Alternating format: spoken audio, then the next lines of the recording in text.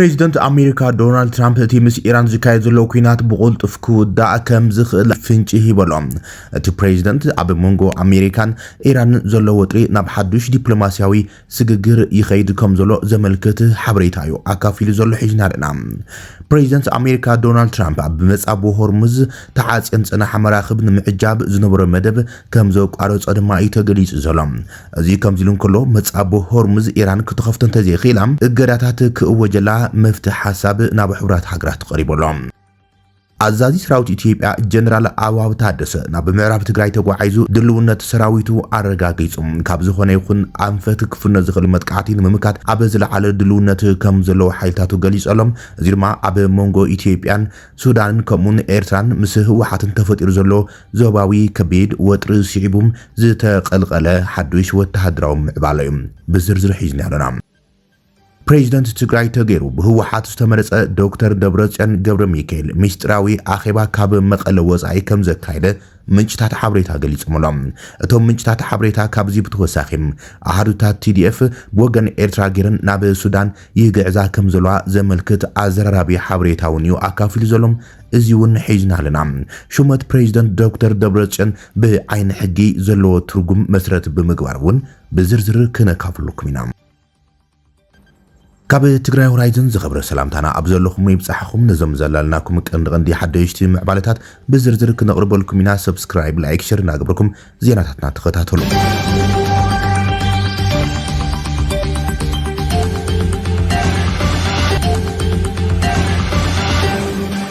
ፕሬዚደንት አሜሪካ ዶናልድ ትራምፕ እቲ ምስ ኢራን ዝካየድ ዘሎ ኩናት ብቁልጡፍ ክውዳእ ከም ዝኽእል ኣተንቢሆሎም። ነቲ ኒውክሌራዊ ድሌታት ቴህራን ንምቁራጽ ዝተሓንጸጸ ዕላማ ድማ ማሕበረሰብ ዓለም ከም ዝድግፎ እዩ እቲ ሓበሬታ ኣመልኪቱ። እዚ ተስፋ ዝህብ ኣረኣያ ንዝርዝር ኒውክሌሳዊ ዘተም ከም ማዕቀፍ ከገልግል ዝኽእል 17 ነጥብታት ዘለዎም መዘክር ምርዳእ MOU ብዝምልከት ጸብጸባት ኣብ ዝቕልቀሉ ዘሎ እዋን እዮም። ብመሰረት ጸብጸባት አክሲዮስን ሮይተርስን እቲ ሓደ ገጽ ዝሓዘ መዘክር ምቁራጽ መደባት ኒውክሌር ኢራን ምልዓል ቁጠባዊ እገዳታት ከምኡን ምምላስ ናጻ መተሓላልፊ መስመር ናይቲ ብስትራቴጂያዊ ኣገዳስነት ዘሎም መጻብ ሆርሙዝ ሓዊሱ ሓያል ወሰንቲ ድንጋጌታት ዝገልጽ እዮም። ትራምፕ ኣብ ዝሓለፉ መዓልታት ኣዝዩ ጽቡቕ ዝርብ ከም ዝተፈጸመ ክሕብር እንከሎም መንግስቲ ኢራን ዝሃቦ ምላሽ ግን ቁጥብ ዝበለ እዩ።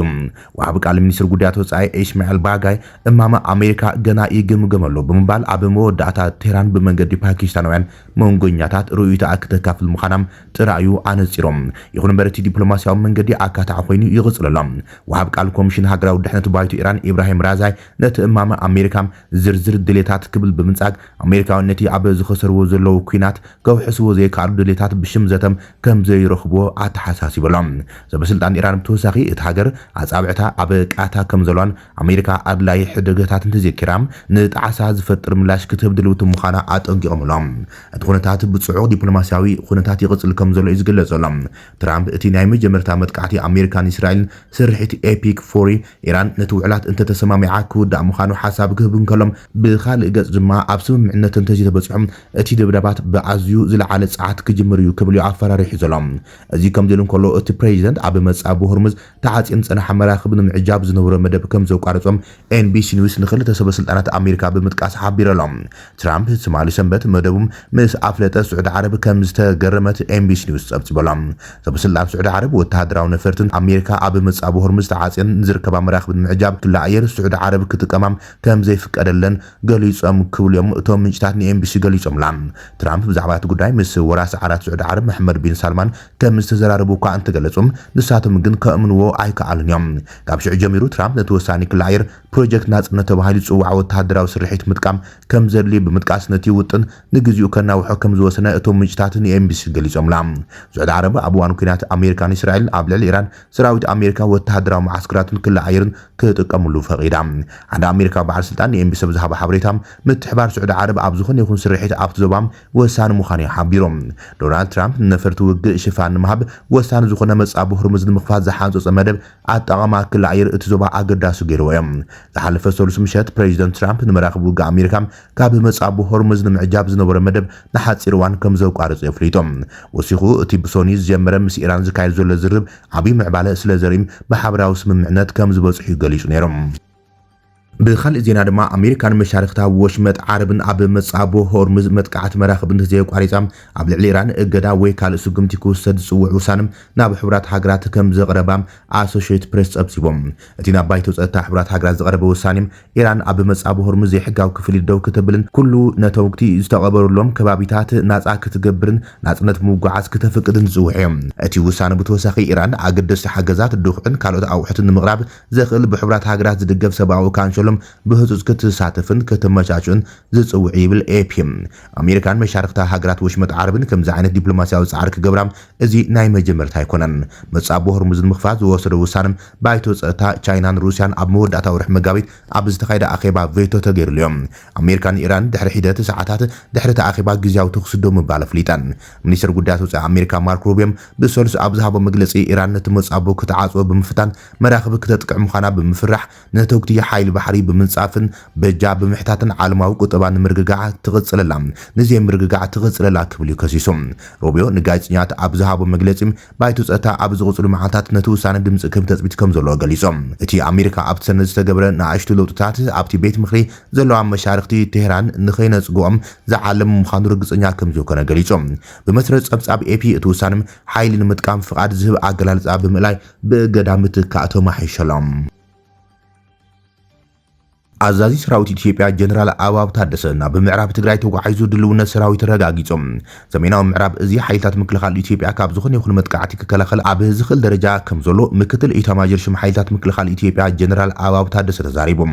ኣብዝሓ ዞባታት ምዕራብ ትግራይን ሰሜን ምዕራብ ትግራይን ኣካሊሉ ክሳብ ምዕራባዊ ሸነኽ ኢትዮጵያ كل أمحرة عسكر زركب إذا سميناوي معراب استوقعت الجنرال كاب تاريخ وصلاتنا زبولم نايدق حيلتات نايوشتي استعصب حيلتات زبولم كما تزخل متقعتين ممكات عبا تتنقع كم زركب قليصم سمينا معراب زي بعابي جنت ناي مكل خارقبوك فصم زي أنا حازة تعممنت إزاز تكال نايو زبلاء الجنرال عنصار هو حاد كرم حزي عبا استقبرو كيناتاتون نممكات عابي قدز نبرأيو كبليو عمسجينوام توساقي اتزي عبا كل أمحرة قنص انهو كتن عبا مفتعر نتوف زنبرم كبابياوي أخرار جوجل زبولو جوجل عطوفانون حيال سوقمتي بموساد نسأل عايز خرعن نسأل عايز حفرن نوجن زخرعن عبي سراح زفصم بمبال نسراويتو زموجس جنرال عوام ناب قسقاس تقبرو قعزو إثيوبيا نمكلتافن سلام دحنتن حزبا نمحلاون تاريخا وحلفنتي فصم كمزل يحبيرهم وان عزازي إذ سميناو معراب ليتنانت جنرال برهان بقلب وغنم اتزي بتتكالستو هابو تدرارابي قديتاتات تقبلهم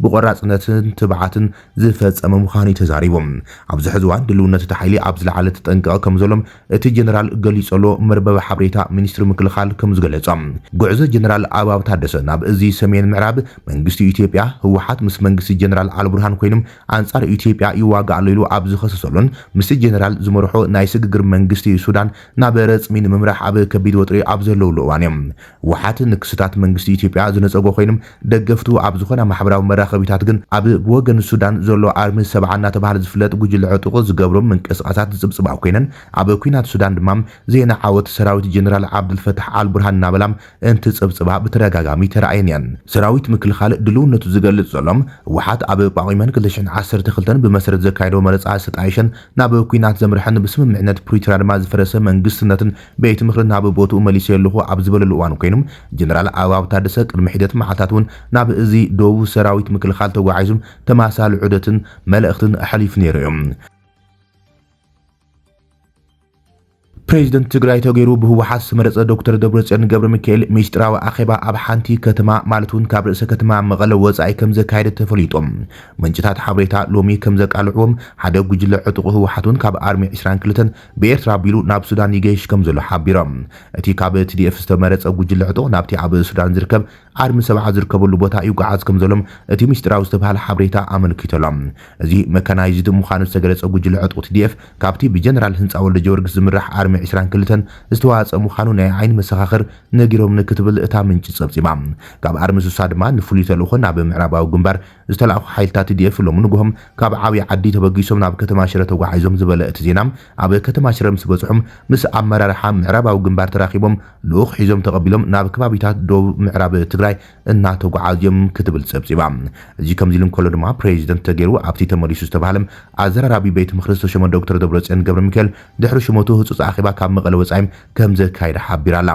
ዶክተር ደብረጽዮን ኣብ ከተማ ኣክሱም ኣብ ዝርከብ ኣትራኖስ ሆቴል ህጹጽ ሚስጥራዊ ኣኼባ ሎሚ ከም ዘካይደን ዝሓበሻ ከም ጸብጸበቶም መራሒ ህወሓት ዶክተር ደብረጽዮን ገብረ ሚካኤል ንባዕሉም ኣብ ቤት ምኽሪ ፕሬዚደንት ገይሩ ምሻሙ ሲዕቦም ዘጋጥሙ ዝኽእሉ ተጻብኦታት ንምክልኻል ብዝብል ኣብ ዝቕጽሉ መዓልታት ንቤት ምኽሪ ጸዊዖም ኣብ ትግራይ ህጹጽ ኣዋጅ እቶን ምዋጅ ኣባላት ካቢኔው ከፍልጥ እዩ ዝበሃል ዘሎ ሽሕኳ ህወሓት ነቲ መሊሱ ዝበሎ ግዝኡ ዝሓልፎን ሕጋውን ሞራላውን ቅቡልነት ዘይብሉ ተባሂሎም ብሓይላት ፖለቲካ ትግራይ ዝቃወምዎን ቤት ምኽሪ ጸዊዑን ዶክተር ደብረጽዮን ገብረ ሚካኤል ፕሬዚደንት እንተገበሮም ኣቀዲሙ እቲ ፕሬዚደንት ጊዜያዊ ምምሕዳር ጀነራል ታደሰ ወረደም ንትግራይ ናብ ኩናት ዘእቱ ብምዃኖም ህዝቢ ክቃወሞ ጸዊዑ ንምንቅስቃስ ህወሓት ፕሬዚደንት ትግራይ ምምራጹን ምስቲ ብወገን መንግስቲ ፌደራልን ሓይላት ፖለቲካ ትግራይ ሕጋዊ ኣፍልጦ ዘለዎ ፕሬዚደንት ጊዜያዊ ምምሕዳር ጀነራል ታደሰ ወረደን ትግራይ ክልተ ፕሬዚደንት ኣለዋ ማለት እዮም ምሁር ሕጊ አቶ ኪሮስ ሃብተስላሴም ምስ ቢቢሲ ኣብ ዘካይዶ ቃል ምሕተት ሕጋውነት ሽሞት ዶክተር ደብረጽዮን ገብረ ሚካኤል ምምላስ ቤት ምኽርን መሰረት ገይሩ ዝርዝር መብርህ ይበሎም አቶ ኪሮስ ብሕጊ ትርጉም ክቦ ይኸብደን እዩ ምክንያቱም ከምቲ ዝፍለጥ ብውዕሊ ፕሪቶሪያ እቲ መረጻም ናብ ስልጣን መጽኡ ዝተባሃለ ቤት ምኽሪም ሕጋዊ ከም ዝነበረ ኣፍልጦ ሂቦም ህወሓት ፈሪሙ እዩ ይብል ብድሕሪኡ ሓቋፊ ጊዜያዊ ምምሕዳር ክምስረት ብውዕሊ ፕሪቶሪያ መሰረት ዝተኣተወ ስምምዕነት ጊዜያዊ ምምሕዳር ተጣይሹ ማለት እዩ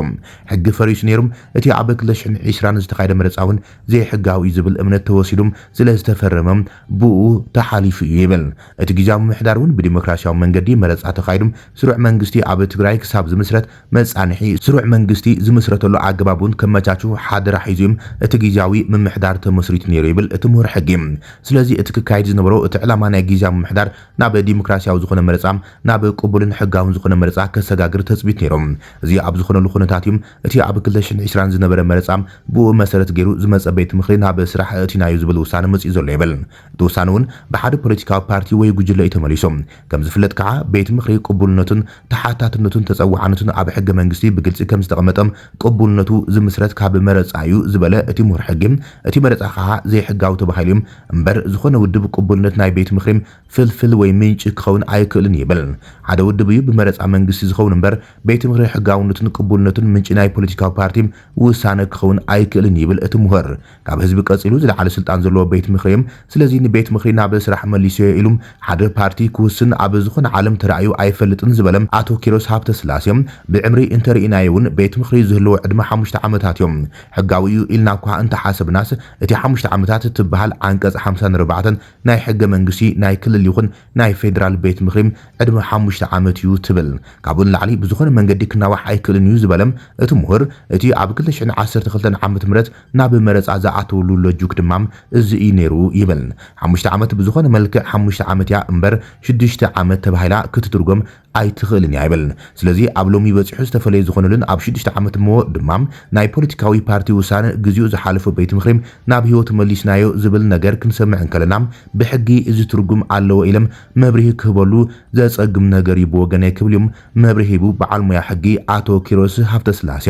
እቲ ነባር ቤት ምኽሪ ናብ ስራሕ ከም ዘመለሰን ኣብ ወንበር ህወሓት ዶክተር ደብረጽዮን ፕሬዚደንት ኮይኑ ነቲ መንግስትነት ከም ዝመርሑ ተገሊጹ ዘሎም ብኻልእ ወገን ድማ ብመሰረት ስምምዕነት ፕሪቶሪያ ዝተጣየሸ ጊዜያዊ ምምሕዳር ዝመርሕ ሌተናል ጀነራል ታደሰ ወረደ ኣብ ስልጣነሎም ኣብ ሓደ ክልል ክልተ ፕሬዚደንት ክህልው ይኽእሉ ዶ ዝብል ሕቶም ካብ ቢቢሲ ዝቐርበሉ እቲ ምሁር ሕጊ እዚ ግልጽ እዩ ክልቲኦም ፕሬዚደንት ክበሃሉን ኣይክእሉን እዮም ብስምምዕነት ፕሪቶሪያ መሰረት ናብ መረጻ ክሳብ ዝሰጋገር ኣብ ስልጣን ክጸንሕ ዝኽእል እቲ ጊዜያዊ ምምሕዳር ክኸውን ዝኽእል እቲ ፕሬዚደንት ዝበሃል ናይ ጊዜያዊ ምምሕዳር ከዓ ታደሰ ወረደ እዩ ይናስዕበ ሕጊ ጠቂስካ ጊዜያዊ ምምሕዳር ጥራዩም ብተግባር ክህሉ ዝኽእል ቅቡል ዝኸውንን ድሒሩ ክመጽእ ዝኽእል ከም ብሓዱሽ መረጻ ተኻይዱም ብስሩዕ ቤት ምኽሪ ዘጣይሾም መንግስቲ ክነጣይሽ ንኽእል ስለዚ ቅድሚ ሕዚ ዝነበረ ተወንዚፉ ዝበሃል ጠቂስካ ሓዱሽ ፕሬዚደንት ብምባል ክልተ ፕሬዚደንታት ክህልውስ ፈጺሞም ኣይክእሉን እዮም ይብል ንሓደ ኢኻ ፕሬዚደንት ክትብል ትኽእል ብተግባር መን እዩ ብሓቂ ነቲ ዓዲ ዘመሓድራ ዘሎም ከመይ ክኸውን ዝብል ቀሲልካ ዝረኣይ ክኸውን ብምባል እዩ